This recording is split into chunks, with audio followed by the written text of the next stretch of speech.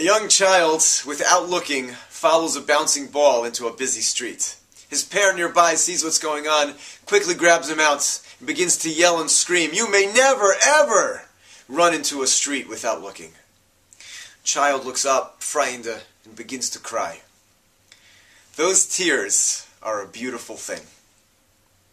This week's parsha describes the scene in which Yaakov dresses up as his hairy twin brother Esav to receive the blessings from their father. And he enters into his father's room carrying a plate of delicacies prepared by his mother, and he says, "Abba, please, sit up. Let me give you something to eat." And his father, Yitzchak, suspects that something is off, something is wrong. And he asks to feel his son's arms and utters the phrase, "Hakol kol Yaakov." The voice is the voice of Yaakov. Vayadayim yidei Esav. But the hands are the hands of Esav. And Rashi explains that the voice of Yaakov has nothing to do with the sound of his voice. The twins actually sounded exactly alike.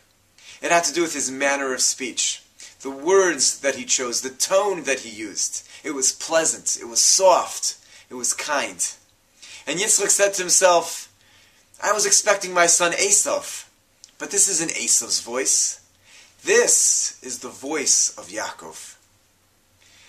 We all have a voice. It's our standard manner of speech. It's what those who interact with us come to expect from us. Whether we speak softly or loudly, if it's pleasant or if our words are harsh and abrasive, if our words are mean or if they're kind. What's our tone when we make requests, and how do we react to frustrations when things don't go the way that we expect them to go? And our children recognize that voice we have more than anyone else. They know exactly what to expect from us. They know what type of words we're going to use, what our tone will be. They know whether or not we have a voice of Yaakov, whether or not we're pleasant and kind and soft in our words. One of the ways that we can tell what our voice is when we make a change, an adjustment, something different from our regular voice. When we yell and scream at a kid for running into the street.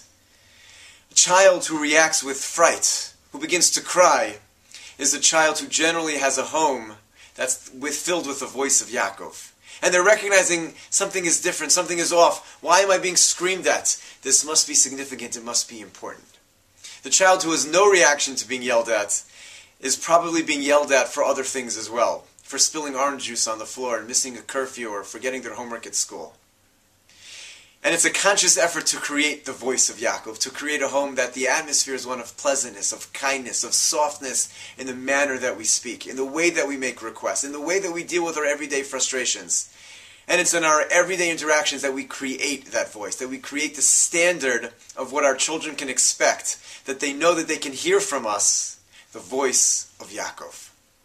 Have a great Shabbos.